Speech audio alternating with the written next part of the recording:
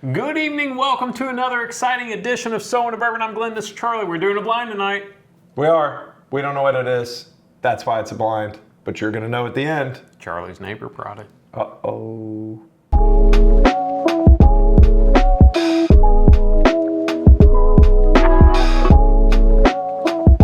Okay, Charlie. So your neighbor, Aaron, otherwise known as... Don't give his... Okay. Don't. We're not going to give We're it. We're not doing that. Anonymity is... You can't put a price So on he that. brought this blind over. He did. And Neither one of us know anything about it. Nope. But if there's Aaron, do you want to tell us anything about it, or you just want to let us go? If there's one thing I know about Aaron, is that none of these are going to be craft distilleries. And he's probably setting us for... I don't want to say failure, but maybe feeling it. Yeah, but that's pretty much it. So he has told us to go left to right. So that's what we're going to do. So we're going to drink through them, and then miraculously they will appear on the bar as we go. All right. So we're going Let's left to get right. this So started. here we go. First one. It does appear to be bourbon-like in color, as you can see. Amber color, a little red tint. Yep. A lot of that going around this evening. Sticks to the glass, doesn't really run down at all. That's interesting. At all. Wouldn't it be funny if he came over and didn't have anything in his bag and he just poured random stuff and we did this whole would be episode funny. and he's like, and he just walked out. It smells a little bit like Stagg. It's a very high proof. I hate how insightful Glenn has become. He's growing in power daily. I could be completely way off. At some point, we're going to have to stop him. No, I agree. It is very Stagg-like in profile. Very, I don't want to say hot, but It's got some proof to it. There's some proof to There's no doubt. Cheers. here we go.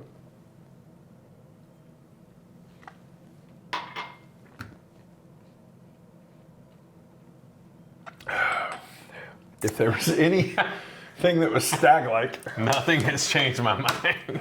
there's a water for you. Wait, is that yours? Yeah, it was, but I don't have COVID. Or do I? Ew. We can edit that out. I do feel like that is very Stagg-like in profile. It is. Intense, very... I don't not like Stagg. Not double negative. I don't not... It's just very Stagg-like. It's a lot. It's just It a is lot. a lot. It's a chore to drink. It is I'm not saying it's bad. I get why people like it. It's a chore. It is... you have to really say like, okay, we're doing this.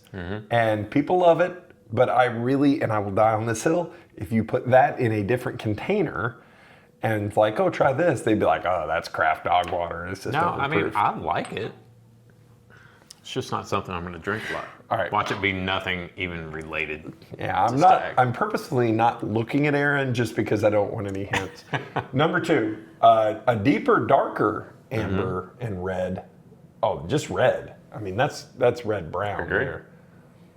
Once again, sticks to the glass very well. Alarmingly. Yeah. Well, okay. That's got a very similar nose.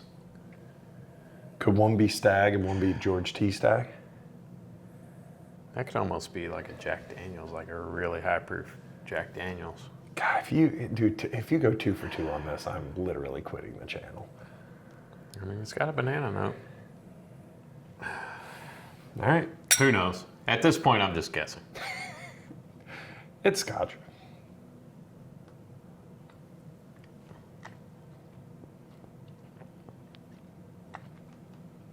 That's much more pleasant. I feel like it's almost as high proof or maybe even more, but it drinks a little easier. I would. That's really oaky. It is very oaky. I'm leaning toward Stagg and George T. Stagg because I happen to know You may be right. that Aaron has a bottle of George T. Stagg that You we may be may or may not have reviewed, and Glenn may or may not have picked it because Glenn is growing too powerful. If you would like to join the fight and Glenn growing too powerful, send $27 to So in a Bourbon. I don't think it's the case. I just think that Stagg has a very distinct profile. Yeah. And we're going to look stupid because none of this is even close to being Yeah, right. this is all Starlight. Yeah. All right. It's all craft. It's all craft. The ultimate betrayal. Yeah. But it's I'm very, gonna this palate is, concept. I feel like this is more refined, more nuanced. It's rounded out, a little more leather and oak and This gets better as it sits on your Yeah, palate. And for sure. And I know we did the George T. Stagg, and I've slept since then. I've definitely drank since then. This, I don't know if this is just that much, if number 2 is that much better because of number 1 and how just Could be. absolutely Yeah. polarizing it Could is, be. but on to number 3. So in our custom Zimmerman glassware, Yes. This one appears to be a lot darker than all than 3. both of the first 2, yeah. Okay. It's hard to tell with legs on this one because it's custom glassware. Tell on this glass, so. Yeah. I'm sorry you Yeah, have custom stick glassware. Ooh.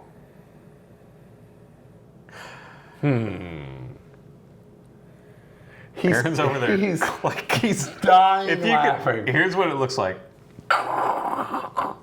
Dying laughing. This one has an absolute stanky funk to it. This one has a little bit of that barbecue note. There's a lot going on that nose. That is Yeah, you it's a can nice smell nose. it from here kind of nose. Lots of darkness. Lots of darkness. Everything is just a deep dark. Molasses. Yep.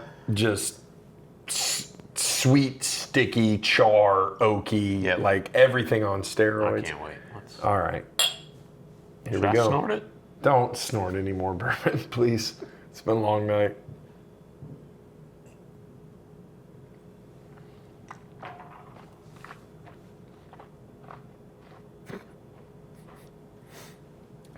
I don't like Aaron's face. That one actually made me cough. What the hell is that? These are all very, The proofiest stuff Aaron had in Yeah. his house. this is very high proof. I feel like they're all in the same family. I really do. I could be wrong. I'm having a really hard time with number 3 because number 3 has the best nose of all of the It's offerings almost got a little bit more of number 1 in it. on the palate. Yeah. Then yeah, But the nose is fantastic. I don't like this game. All right. So I don't like this game. do we want to pick our favorites first? I dribbled. Number 3 doesn't even want to stay in my mouth. I'm having a hard time with number 3. It is, oh God. I'm having a real hard time with number 3 because I want to give you tasting notes, but it is, I don't know if that's proof I feel or like we've done a intensity. really shitty job at giving tasting notes yeah. on all 3 of these. So, rewind. I think we know what this one is. This is very intense, very overwhelming. Not overwhelming, but it's a lot. You It's think a it's chore, Stagg? a chore to drink. It is kind of classic and bourbony, and I'm not looking at Aaron because he's purposefully laughing at us. Number 2 to me, if we're ranking, is the best. Number It is 2 is the my most. favorite, It is yeah. the most drinkable. Number 3 has a nose on it that is absolutely incredible. But there is, and I don't know if it's proof or flavor or both, that I'm having a really hard time with my mouth and keeping it in my, like it's intense. Like it's absolutely Make a note of intense. that. Make a note at He's having 10 a minutes really in. hard It's time, hard time keeping number it 3 in in my his mouth. mouth. But the nose is incredible. The nose is. I'm gonna drink it again because I'm a glutton. It's for punishment. amazing how much more muted the nose is on number 3 compared to number 1 and 2. But the palate is just like. That one gets me Explosive. every time. And this is our 4th episode of the evening, so we are nice and ready for episodes. Crispy. I don't know, man. Number 3 is a deep, deep flavor. I cannot wait to know what number 3 is because it is really messing with my head. I'm struggling to pick between 2 and 3 is my favorite. Like, I want to say 2 just because it's a little easier to drink. Number 3 challenges the palate a little more. Number 1's good, but it's a chore. I don't like number 1. Number 3 confuses me to all. Just no, I'm having a real hard time. Number 2, I liked it a lot more before I drank number 3, and then number 3 came into my life. And you know what number 3 is? A toxic ex. It is. It's the girl with crazy eyes. Just like she's beautiful. She can be. I am really having a hard time with number 3 right now because it's like drawing me back to it. I really think we need some bottles to be. I think number 2 is the everyman. Like number most 2 is the people are most. going to pick number 2 is the most drinkable. Yeah. Number 1 I do not enjoy, but I think at this point in the episode it's time to start seeing some bottles. I think it is time. However that wants to be presented through the magic of editing. Or walking backwards and tripping and falling into the camera and Blair Witch style. Okay. Is that number 1? Number 1. Oh, God, nailed Nailed it again. Glenn has grown too powerful. Stagg. So that's number 1. So there we are. Number 2. Oh, okay. Elijah Craig Barrel Proof. This is the C923. Okay. That's a great pour. Pour. Son of a whiskey. Yeah.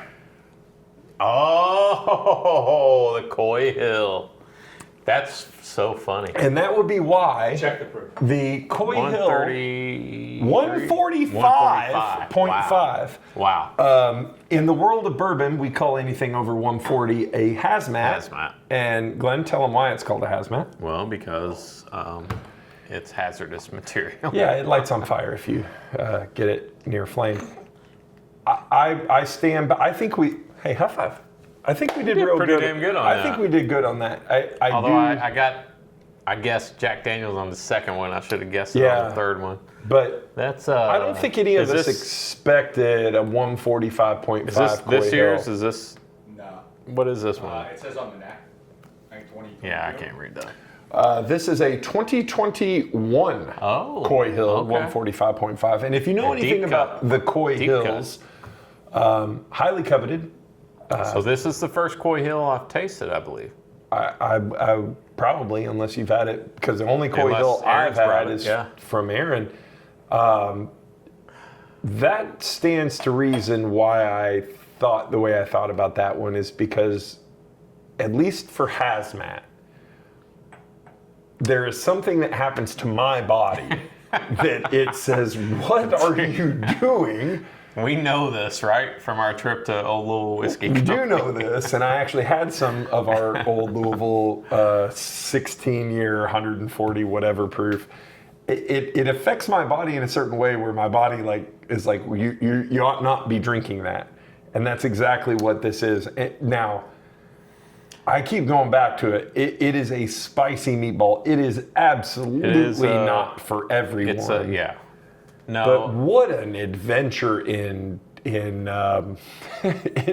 I feel good about what we did, though. I mean, the C923 is one of my favorites. It's a great pour, and I haven't had it in a while. And maybe, and we've done episodes on Elijah Craig Barrel Proof extensively, and blinds and things like that. The most underrated, undervalued, best value in bourbon is Elijah Craig Barrel Proof. And there is not a close second. $80 bottle, sub $80 bottle, barrel proof Elijah Craig Heaven Hill juice always hits the spot. It is a great value. If you see it, it is a must buy. Obviously the Coy Hill, if you can find it at retail, then it's a must buy if for no other reason than the secondary value. But you really get into the you're pushing the limits of what you should be drinking. Yeah. Yeah, this is a small, I'm going to have a little thimble of this to taste the flavor. This is one when your friends come over and say, I'm not really into bourbon. What do you suggest? You pour them one of these. How about a nice Jack No, Daniels? you don't pour them. Don't do that. And again, the Stagg is staggerific. Stagg is Stagg, man. Yeah. I feel like that may be the most distinct flavor in bourbon. Yeah, hot and hot. Well, there's a distinct flavor to it. And I immediately pointed it out, right? It's just there. It's very distinct. And I can see why people chase it, I guess.